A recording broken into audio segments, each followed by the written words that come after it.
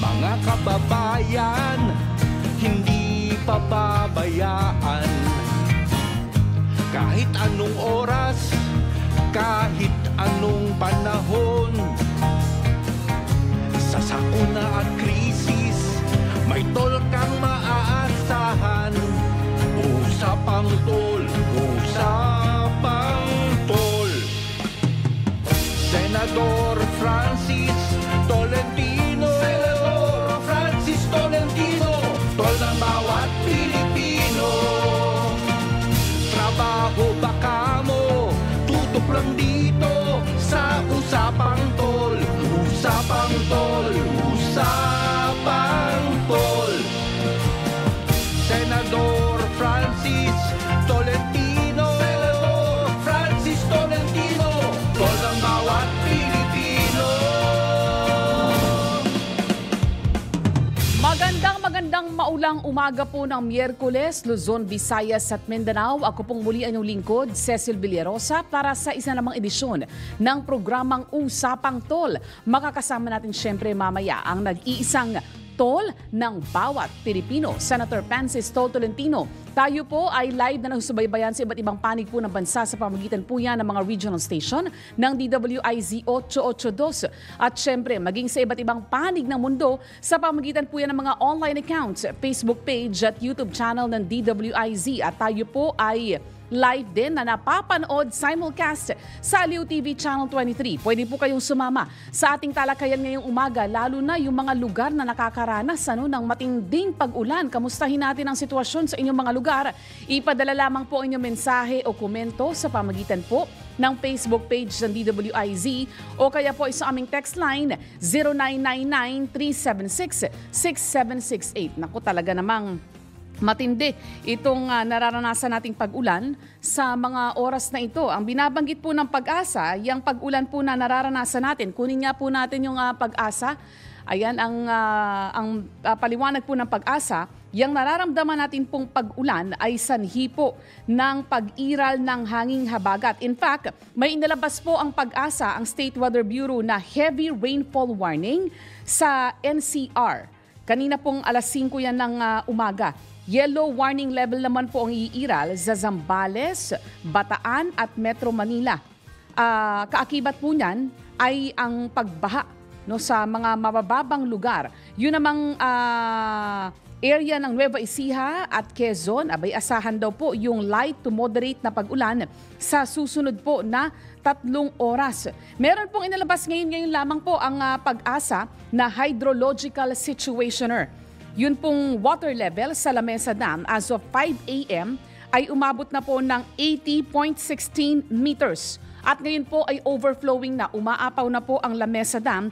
Yan po ay bunsod ng patuloy na pag-ulan na dahilan pa rin po ng nadulot pa rin po ng southwest monsoon o hanging habagat. Ano-ano yung mga lugar na pwedeng maapektuhan dahil po sa pag-apaw nitong Lamesa Dam? Ayon po sa Pag-asa, inaasahan na maapektuhan yung mga low-lying areas sa Tuliahan River mula po Quezon City. Kasama po dyan yung area po ng Fairview, Forest Hills Subdivision, Quirino Highway, Santa Quiteria at San Bartolome. Gayon din po sa area ng Valenzuela, particularly yun pong Barangay Ligon, North Expressway, La Huerta Subdivision at Malabon. Ang lahat po ng mga residente sa nabanggit na mga lugar ay inaabisuhan po na maging mapagmatsyag. Ayan, dahil nga po dito sa pag-apaw ng Lamesa Dam. Meron na rin pong mga eskwelahan na nag-anunsyo ng class suspension dahil po sa nararanasan natin na matinding pag-ulan na we expect, wag naman sanang matinding pagbaha ang idulot nito sa maraming lugar sa bansa. At kahapon po sa Senado, humarap na si Sheila Guo at kanyang idinetalye kung paano na magkakasama pala sila ni na dating Bamban Mayor Alice Guo at ni Wesley Guo na umalis ng bansa. Sakay po ng bangka. 3 beses silang nagpalipat-lipat ng bangka palabas ng Pilipinas. At mamaya ay amin pong ilalahad ang detalye kaugnay po niyan. Marami pa tayong mga balitang tatalakayin ngayong umagang ito dahil may naging anunsyo po yung DOTR dun sa RFID.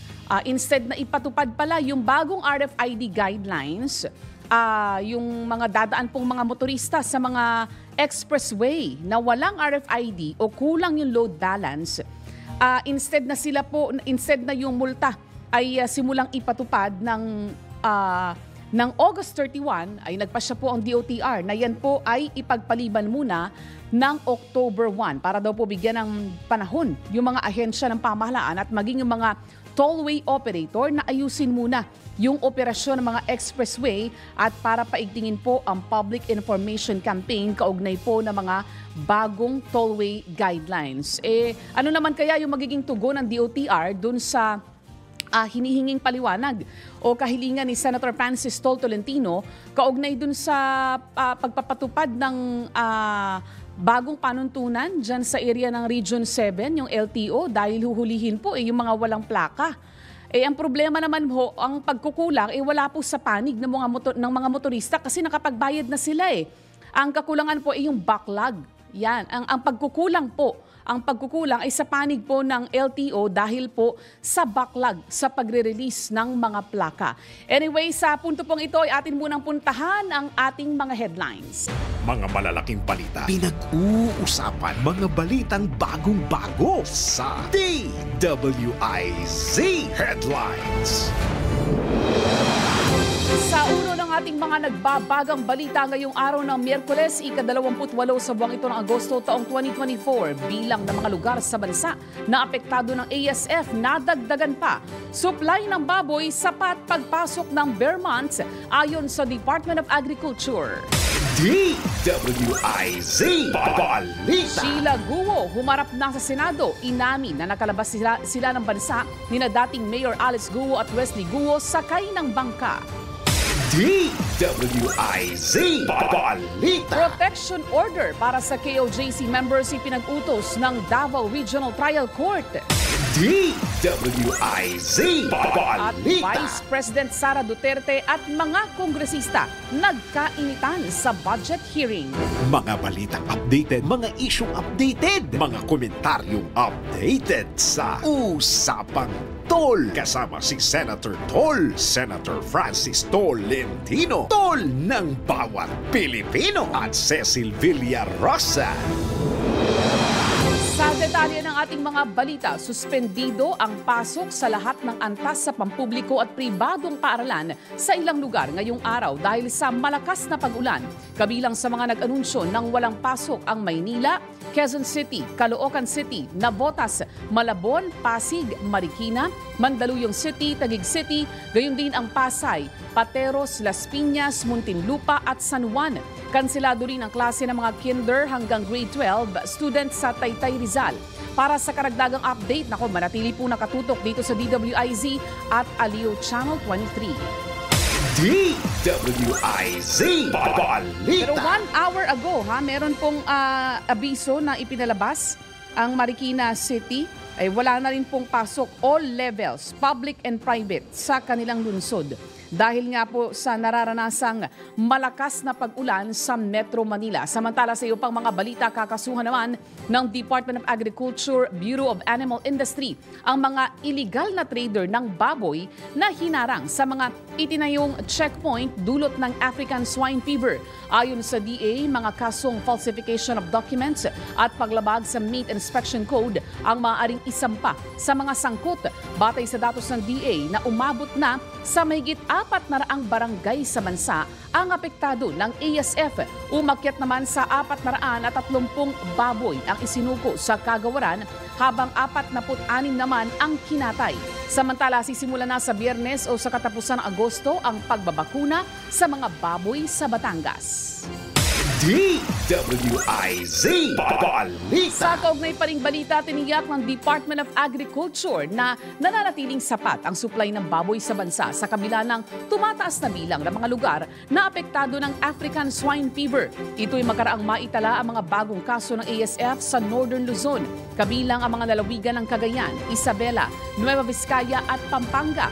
Binigyang diin ni Agriculture Assistant Secretary Dante Palabrica na marami pang mga lugar na maaring mag-supply ng karne ng baboy sa merkado. Samantala, nagpatupad na ang Bureau of Animal Industry ng mas mahigpit na border control, partikular sa mga lugar sa Metro Manila at mga kalapit lalawigan para mapigilan ang pagkalat ng ASF. DWIZ Balita. Sa iba pang mga balita, naglabas na ng Temporary Protection Order ang Davao Regional Trial Court Branch 15 kaugnay sa operasyon ng pulisya sa Kingdom of Jesus Christ Compound sa Davao City. Alinsunod po sa court order, inaatasan ng PNP Region 11 na tanggalin ang lahat ng barikada at harang na pumipigil sa pagpasok at paglabas ng KOJC members sa kanilang compound. Mahigpit ding ipinagbabawal ang anumang aksyon na posibleng maging banta sa buhay, kalayaan at seguridad ng religious group at kanilang ari-arian. Inilabas ang kautusan sa gitna naman ng tensyon sa pagitan ng PNP at mga miyembro ng KOJC. DWIZ Pero ang Supreme Balita. Court po may inilabas na paglilinaw ang kanilang tagapagsalita kahapon. Bagamat nagpalabas po ng Temporary Protection Order ang Davao City, hindi naman po nito pinipigilan yung pagsisilbi po ng arrest warrant laban kay Pastor Apollo Kibuloy. Ayan. So pwede pa rin na isilbi ng PNP yung arrest warrant laban po kay Pastor Kibuloy. Batay po ito sa pagdilinaw na inilabas ng Korte Suprema. Samantala, isang linggo matapos naman ang mainit na diskusyon ni Vice President Sara Duterte at Senator Risa Ontiveros kaugnay sa 2025 proposed budget ng Office of the Vice President, si ACT Teachers Party List Representative Franz Castro naman ang nakaharap ng Vice Presidente sa Kamara. Ito ay matapos na ungkatin sa pagdinig ng House Committee on Appropriations ang 125 million pesos na confidential funds ng OVP noong 2022. The topic and the invitation of the House of Representatives to the Office of the Vice President for this hearing is the 2025 budget proposal. There is no confidential funds in the 2025 budget proposal. Nagpatuloy pa ang sagutan ng mag-request si VP Sara na palitan ang presiding officer sa budget hearing na tinanggihan naman ni House Committee on Appropriations Senior Vice Chairperson at Marikina 2nd District Representative Stella Kimbo. I request that the chairperson of the Finance Committee preside over this hearing. Madam Vice President, with due respect, you are not allowed to do that, Madam Vice President. You are not allowed to introduce any motion. You are a resource person. Matapos pagsabihan ni Congresswoman Kimbo si VP Sara ay binigyang diin ng Vice Presidente na walang panuntunan na kailangang sundin sa isinasagawang pagdinig ng Kamara. Narinig mo yung sinabi niya, ma'am? Narinig mo yung nakikinig ka sa kanya kanina? Absolutely. Walang rules dito. Please proceed and answer the question. It's a very simple question. Diba?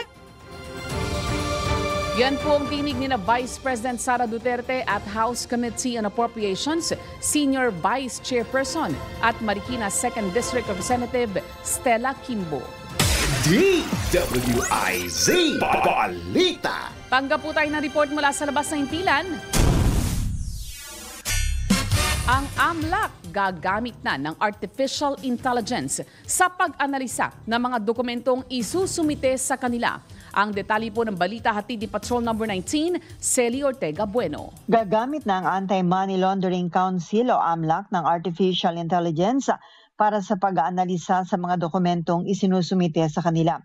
Sa pagdalakay sa panakalang 2025 budget ng ahensya, sinabi ni AMLAC Executive Director Atty. Matthew David na kukuha sila ng AI subscription sa halagang 50 milyon upang i-upgrade at i-streamline ang kanilang documenting services. Ito'y nang tanungin ni Senate Finance Committee Chairperson Grace po ang AMLAC kung may plano silang explore ang posibilidad ng paggamit ng AI dahil imposible namang mabusisi agad ng mga tauhan ng Anti-Money Laundering Council ang lahat ng mga dokumentong kailangan nilang pag-aralan. Sinabi ni David noong pang-isang taon ay sinimulan na nila ang procurement ng mga supplies para sa kanilang AI project na matatapos ngayong taon ang development at kailangan ng subscription para maging fully operational. Pinaliwanag na opisyal ng department pinaliwanag na opisyal sa development ng AI ang subscription at ang pinakamalaking bahagi ng information and communications technology o technology products na kanilang ipoprocure sa susunod na taon. Idinagdag ni David na ang prescription nila ay magmumula sa MDI Company, isang local company na may ventures sa Tiger Incorporated na isang IT company. Ang AMLAC o Anti-Money Laundering Council ay humingi ng 364 million pesos na budget para sa susunod na taon. Ito sa Patrol 19, Sally Ortega Bueno para sa Impilang Metodong Lakas sa DWIZ. Nagbabalita ng tama, naglilingkod ng tama. DWIZ Balita. Isa pang report mula sa labas ng impilan.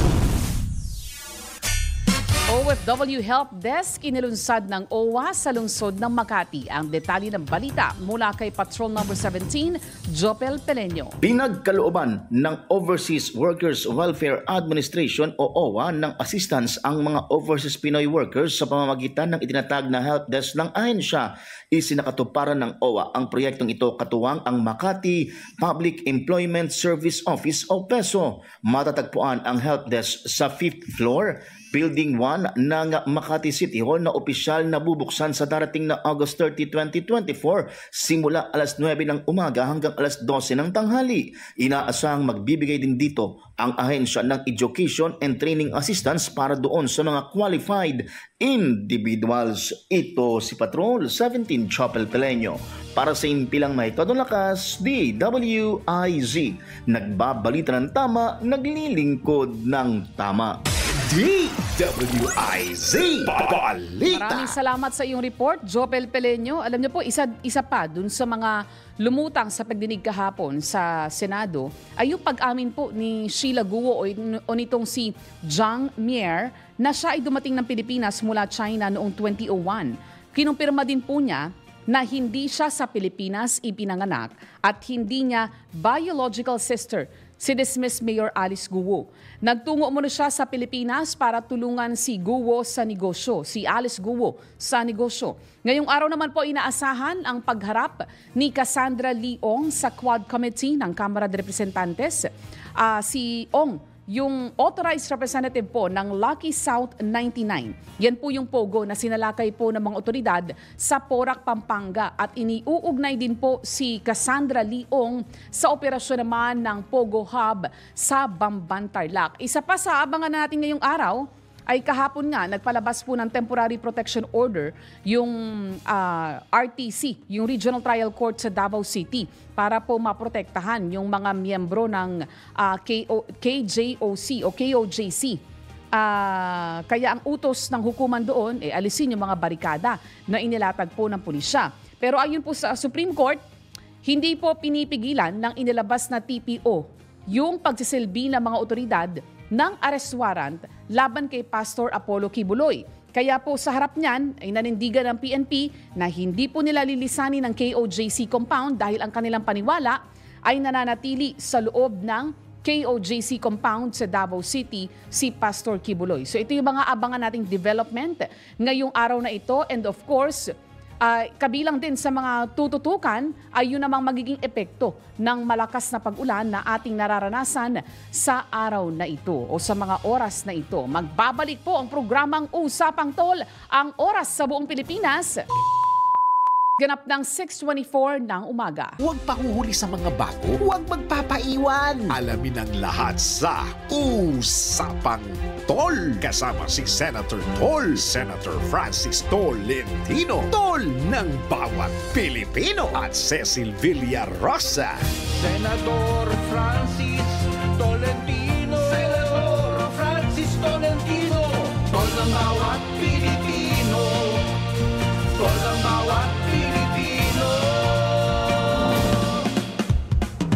Nagbabalik po ang programang Usapang Tol. Yun palang Korte Suprema, umpisa po sa September 1 ay hindi na po aaksyonan ng mga hukuman yung anumang pleading na isinumite nang wala pong kaakibat na email transmittal. Yan po ay sa ilalim ng inaprubahang panuntunan ng Korte Suprema kaugnay po ng transisyon patungo sa electronic filing ng mga court pleadings.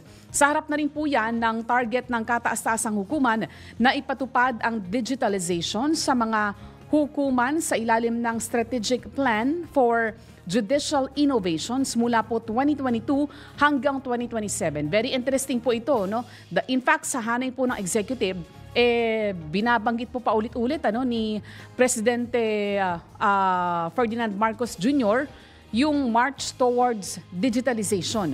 Sa ilalim po ng panuntunan ng Supreme Court, ang electronic transmittal ng mga kopya ng naka-PDF format na pleadings at iba pang submission ay kasama dapat dun sa mga isumite.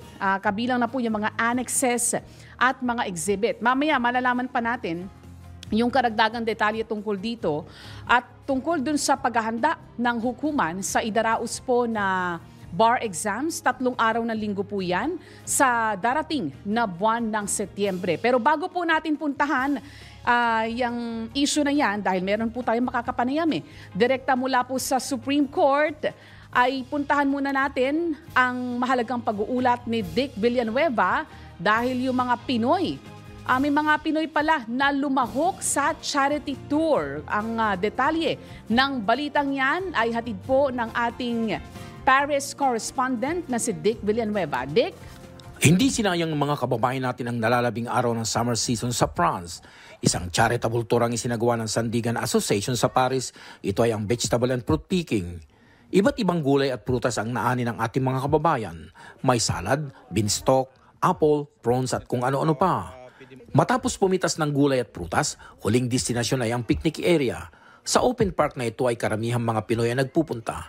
Dito ay malayang nakakapag-ihaw at maglaro ang bawat pamilya. At dito rin ay nakakabili ng mga exotic fruits tulad ng singkamas.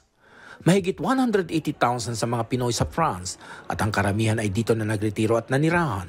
Ang ilan sa kanila ay nakapag-asawa na ng mga Pranses at dito na bumuo ng pamilya. Mahirap daw kasi na kapag sila ay nagretiro at mamirmihan sa Pilipinas ay kapos pa rin ang pensyon na kanila natatanggap, lalong-lalo na kapag sila ay nagkasakit. Wala naman daw silang matatanggap na benepisyo bilang isang overseas Filipino kumpara sa mga tinuturing na OFW o Overseas Filipino Workers na legal magmiyembro ng OWA. Kaya naman panawagan nila sa mga politiko na tatakbo sa midterm elections sa susunod na taon, sana naman daw ay bigyan ng pansin ng mga overseas Filipino sa Europa, gaya ng mga overseas Filipino workers sa Middle East at sa Asia. Yung mga kandidato sana ng mga senators, politiko sa atin, pagtuunan sana, lalo na yung mga napaparalyze, nagkakaroon ng sakit, na-i-invalid na dito sa paghihirap, at saka yung mga inaapi sa iba't ibang bansa. Yun sana ang tulungan nila pagtuunan ng pansin. Sana ang sa mga senador na mananalo, ang inaano po namin sa inyo, bigyan niyan tuunan ng pansin ang OFW na mga na nakakatulong sa Pilipinas. Kung hindi ang OFW, wala tayong income. Dahil ang OFW, sila ang tumutulong sa atin para umunlad ang Pilipinas. At saka sana naman ang mga OFW, bigyan nyo ng pansin kung paano sila naghihirap sa ibang bansa. Pag nagkakasakit, pag wala kamag-anak, wala silang mahingan, tulungan natin sila. Mula rito sa Trop Ile-de-France, ako si Dick Villanueva, nagbabalita ng tama, naglilingkod ng tama sa DWIC 882 sa programang Usapang Tol ni Senator Francis Tolentino at Cecil Villarosa. Salamat sa iyong report, Dick Villanueva, para maganda na ilagay ng panahon dyan sa France. Pero bibigyan mo kami ng report, ng update anytime this week kaugnay nung ongoing. Nagisimula na ba yung Paralympics? I believe nagsimula na yung Paralympics kasi meron tayong mga kalahok na atleta dyan sa Paralympics. Go for the gold pa rin tayo pagdating sa ating mga Paralympians. At samantala, kagaya po ng ating nabanggit kanina, yung Yun pong new guidelines released by the Supreme Court kaugnay po dun sa e-filing na mga pleading at yung paghahanda po sa darating na bar exams. 3 Sundays po yan sa buwan ng Setyembre. Kaugnay po niya ay nasa linya na po ng ating komunikasyon si Attorney Camille Suting, ang tagapagsalita po ng Korte Suprema. Good morning po, Attorney Camille. Good morning, Cecil.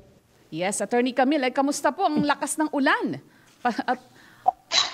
Oo nga. Oo, at salamat Actually, po. Tumawag na po ng work suspension sa Supreme Court today. Ayun. So, Baha na po sa Faura. baha na sa Faura. So may suspension na rin po ba ang Korte Suprema? May Meron na po.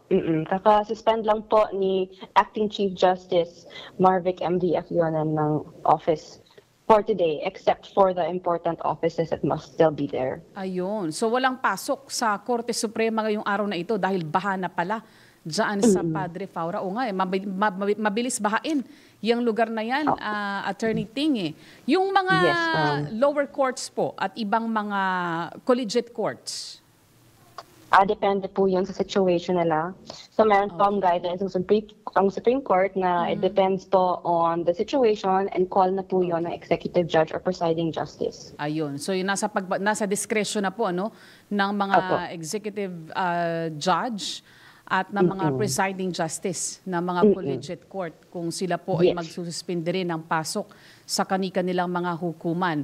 Ayun. Sa darating po na araw ng Setyembre, Attorney Ting, magsisimula na po ang bar exams. Ayun. Yes. Ano po ang preparations po tungkol dito ng Supreme Court? How many will take the examination?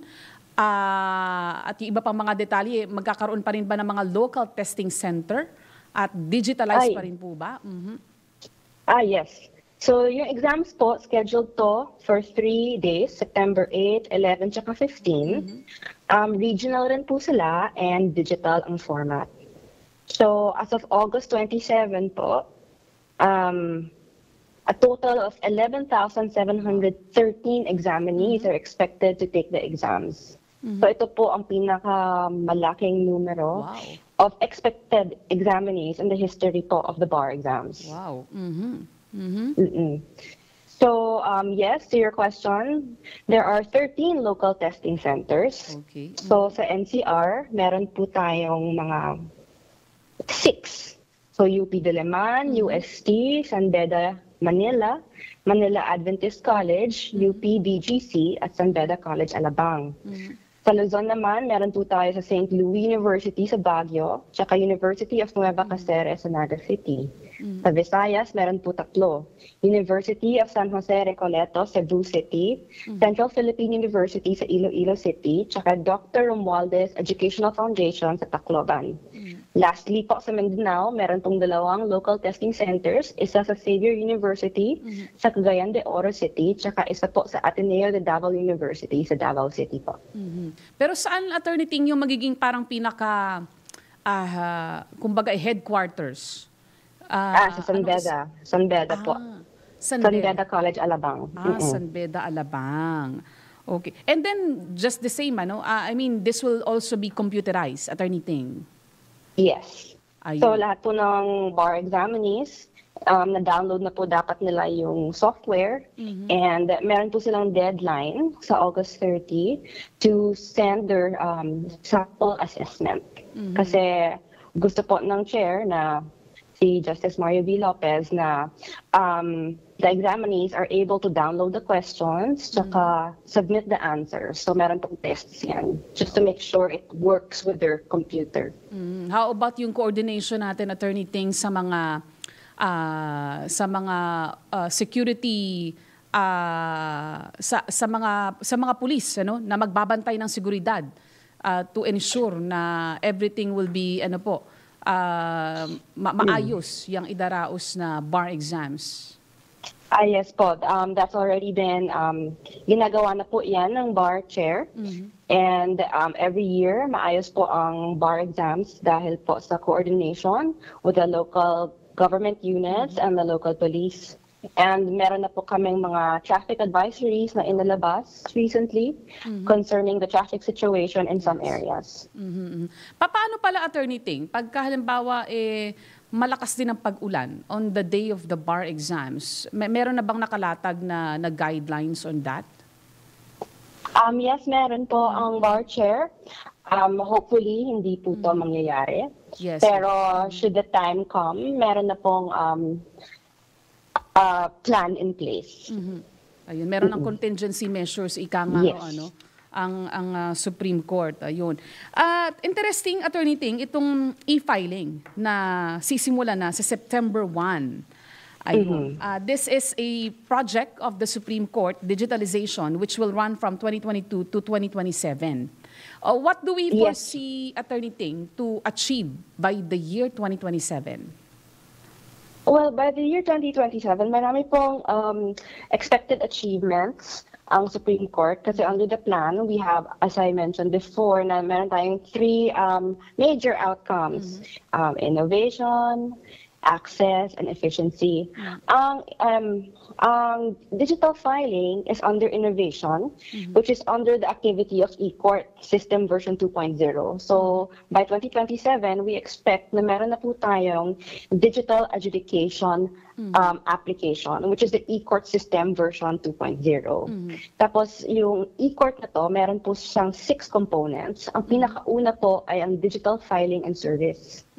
So we are transitioning to digital filing and service starting September 1 until full transition sa December 1, 2024. Okay. So this year din pala ang full transition. Yes, Attorney so Ting. digital filing aspect lang po. Okay. Ito bang digital filing na to, Attorney Ting, will this be applied sa mga nakabinbin ng mga kaso, sa mga na-file na, o dun sa mga bagong kaso na ihahain pa lang? Kahit po nakabinbin na po yan, it will start. So kung meron po kayong mga motions or any other court submissions in your existing cases right now, starting September 1, kailangan po, apart from the hard copy na personally file mo or through registered mail or through courier service, kailangan nyo po i-email yung soft copy noon as PDF sa court. Ang ano lang dito, Attorney Ting, kasi alam naman natin, sooner or later, kakailanganin ng ng storage facility. So, Yes. Is the Supreme Court preparing na?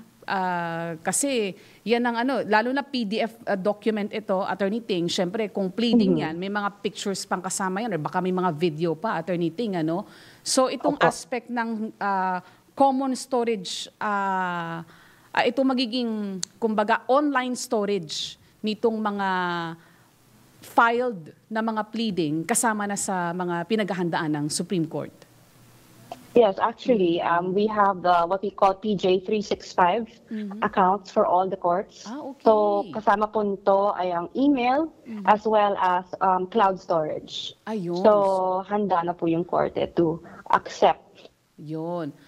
PDF files. Ayun. Ang importante din, Attorney Ting, alam naman natin pagka computerized, yung security din, Yung we make sure that hindi mako-compromise yung integrity ng mga isa-submit na mga pleading o yung magiging storage nito. So, on that aspect, prepared na rin po ang Supreme Court.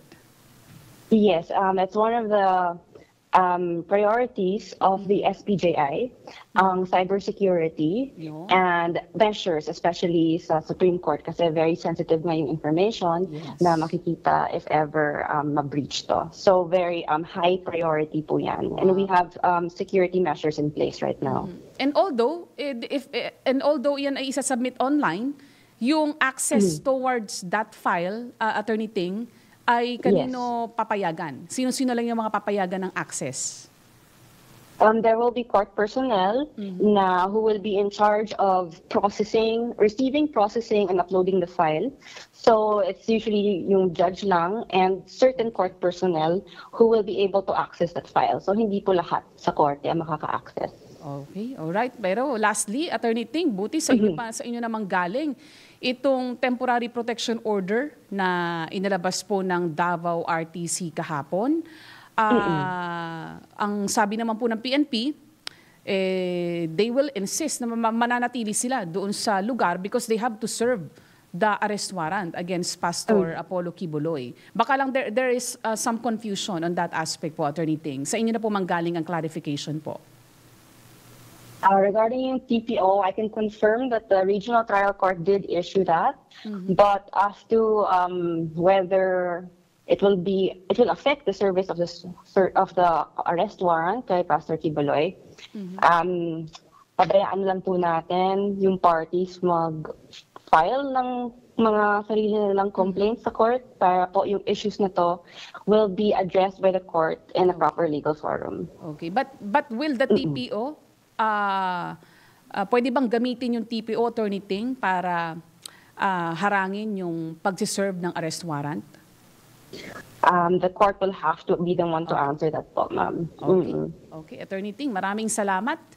At sa oras na inyo pinaunlak at maaga kayong gumising. So ulitin lang natin, Attorney. Ayan, hi, Sentol, good morning, Sentol. Good morning, good morning. Oh, medyo puyat yung mga hearing kagabi, so nakikinig lang ako. May announcement na pala, Sentol, ang Supreme Court na suspended ang pasok ngayong araw dahil po sa malakas na pag-ulan. At baha na rin daw po sa Padre Faura, according to Attorney Ting. Ganon. So, ingat-ingat siguro. Paano yung lahat ng husgado, Attorney? Ay, hindi po, Senator Supreme Court lang. Supreme Court lang for now, pero kasi may guidelines po ang Supreme Court, depende po sa situation, sa korte na yon, yung presiding judge, yung executive judge or presiding justice po ang magde-decide kung may pasok o wala. Ayun. Sige, ingat-ingat na lang. Sige po. Salamat po. Kayo rin. Ayan po si Attorney Camille Suting, ang tagapagsalita po ng Korte Suprema. Ayun, may mga local government na rin, Sentol, na nag-anunsyo ng class suspension ngayong araw, particularly dito po sa Metro Manila. Yun pong Lamesa Dam, Sentol, naku, umapaw na.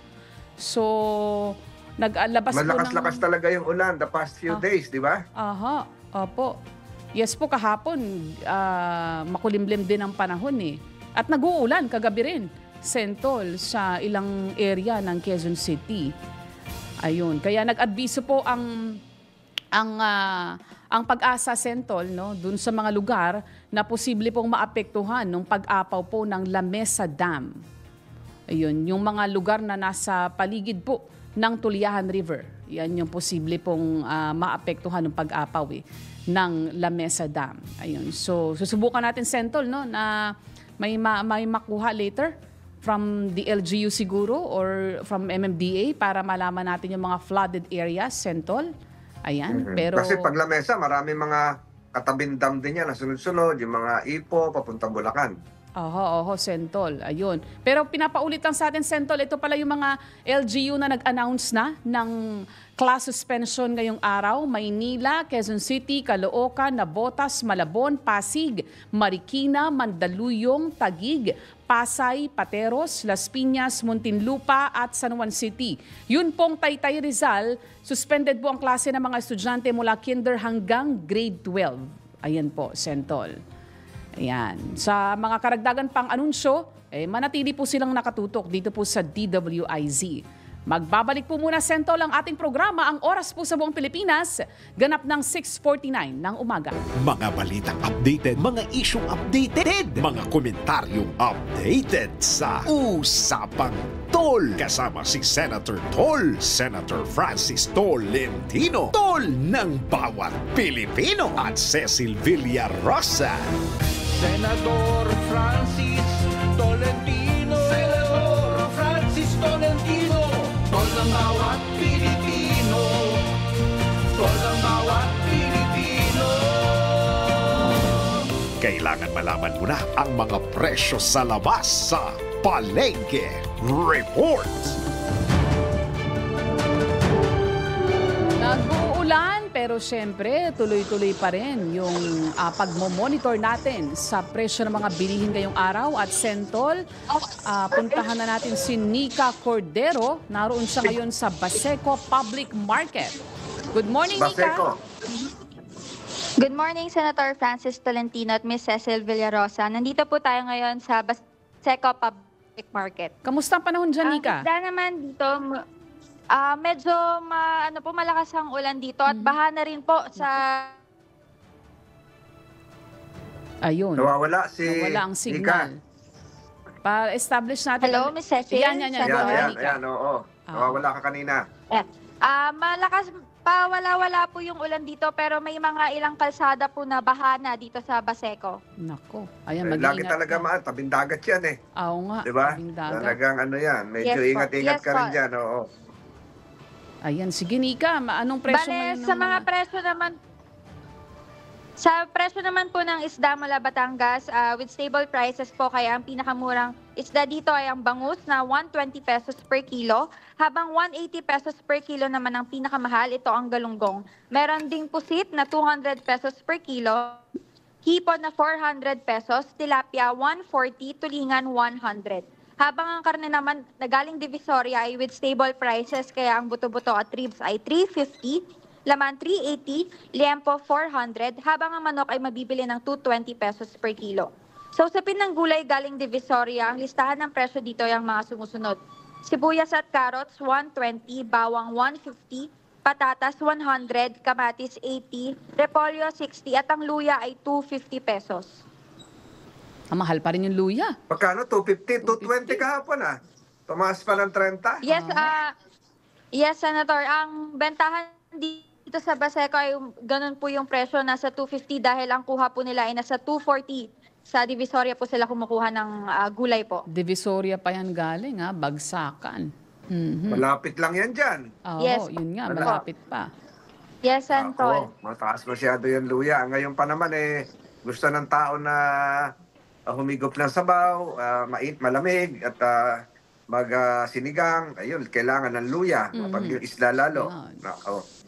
Medyo mahal. Sino naman ang winner natin ng token, Anika? Ang ating token winner po ay si Ate Joanna Papa. Isa po siyang vegetable vendor dito po sa Baseco Market. Ate Joanna, good morning. Good morning po. Ayun, matagal ka na dyan sa Baseco? Opo. Ilang balik na rin ako dyan doon sa dulo yung parang gym na pinuntahan namin. Nung may mga binigay kaming tulong ng kapitan nyo dyan. At taga saan ka, Joanna? Ano yung original na probinsya mo? Taga Baseco, Porteria, Manila po. At talagang dyan ka. Batiin mo yung mga kaibigan mo dyan. Naririnig ka ngayon. Joanna? Ating kapatid daw ng mga kaibigan. Hello po. Ayan, sige Ate Joanna. Matipid ka bumati. Oo. Batiin mo, Ate Joanna, yung mga kaibigan mo. At nag-uulan pa naman, kamustahin mo, Ate Joanna? Shout out po sa Baseco, Porteria, Manila. Yun, shout out. Yun, o nga naman, shout out na pala ngayon. Ayun. Mahihain yata si Ate Joanna, Sentol. Oo. Ayun. Anong tinitinda mo, Joanna? Anong tinitinda mo? Mga gulay po. Gulay, oo. Ayan na nga. Pinag-uusapan natin tumaas yung yung luya uli, hindi nababa. Opo, yung luya po mataas po. Mga nasa 190, 200 po ang kilo. Ayun. O sige, Ate Joanna. Ayun, mag-iingat kayo, Ate Joanna, ha? Diyan sa area ng Baseco, ha? Okay, thank you po. Ay, maraming salamat, Joanna Marie Papa ng Baseco Public Market. At ingat-ingat kayo at maulan ngayong araw na ito. Ingat ka rin dyan, Nika. Maraming salamat po, Sentol at Ms. Cecil Villarosa. Alright, yan po si... Kaya ngayon, mabili ngayon ng gulay at isda. At dahil nga maulan, so magsasabaw yung mga kababayan natin, mahal yung luya. Yes, opo.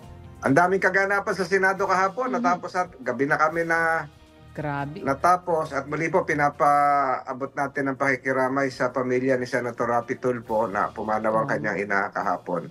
Pakikiramay po mula sa himpilan ng DWIZ at Sentol. May mga areas na pala na baha. Pasadahan lang natin ito na mabilis. Sa Quezon City po, ang Araneta Avenue, Maria Clara, 36 inches deep. Hindi na po passable sa lahat ng uri ng sasakyan. Mabilis talaga. Baka Arpapa, lumubog na rin. Ayun, yung Commonwealth Nandiyan ba Avenue. Arpapa, nakalista? Yung Arpapa ay wala pa sa monitoring natin na Sentol, Wala yung pa. Arpapa. Sa Maynila ito, baka makuha rin natin. Pero dito sa Commonwealth Avenue, pagkalagpas lamang po ng Pilcoa eastbound, gutter deep ang baha. Passable pa naman yan sa lahat ng sasakyan. At yung Ingat yung mga nagmumotor. Yes, ingat ang mga nagbomotor. Yung pong E. Rodriguez Araneta, abay hanggang tuhod na po. Yung baha. Malalim talaga yan. Malalim talaga yan. Yung area na yan. Magkalapit yan, Sentol, yung Araneta E. Rodriguez Avenue eh. Correct, oo. Kaya po, hindi na passable sa maliliit. Yung mga Rojas District, ganun din siguro. Oo nga, Rojas District, mga ano rin Quezon yan. City. Mabababang Wala lugar talaga. din. Low-lying Mababa areas talaga ang din. lupa dyan, ang terrain. Yung Marikina River Sentol, batay dun sa pinakahuling impormasyon na inilabas po ng Marikina LGU, as of 6 a.m., 14.4 meters na po yung antas ng tubig.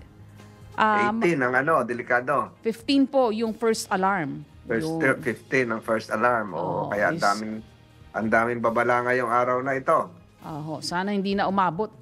Ay, meron kang ingat-ingat ang mga kababayan natin. Meron kang panalangin ngayon, Cecil. Yes po, Sentol. Bago tayo tuluyang pansamantalang magpaalam, narito po muna ang mahalagang mensahe mula po kay Sir D. Edgard Cabangon, ang chairman ng Aliw Broadcasting Corporation. A call to live and share. It is difficult to bring people to goodness by words, but it is easy to do so by example. Walk the talk. Practice what you preach. Think good. Thank God. Thank God. Have a safe, rainy day ahead. God bless you. Napakagandang message ni Mr. Cabangon. Ito po si Senator Francis Tolentino. Mag-ingat po tayo ngayon at umuulan dito sa mga taga Metro Manila at mga karatig na lugar. Makita-kita po muli tayo bukas. Maraming salamat sa pagsubaybay sa Usapang Tol. Magandang umaga po. Magandang umaga po. At manatili po nakatutok yung ating mga kababayan para dun sa mga update kaugnay ng malakas na pag-ulan. Ako naman po si Cecil Villarosa, ang tabayanan, ang programang Pasada Balita kasama si Drew Nasino. Senador Francis Tolentino. Senador Francis Tolentino. Tol ng bawat Pilipino. Tol ng bawat Pilipino. Trabaho ba ang hanap mo? Mga isyung napapanahon, opinyon at diskusyon, turismo, negosyo, isang oras na hitik sa impormasyon. Ang bawat umaga mo, magbabago sa Usapang Tol. Kasama sina Senator Francis Tol Tolentino at Cecil Villarosa. Lunes hanggang Biyernes, alas 6 ng umaga. Dito lang sa DWIZ. Nagbabalita ng tama, naglilingkod ng tama. Tol ng bawat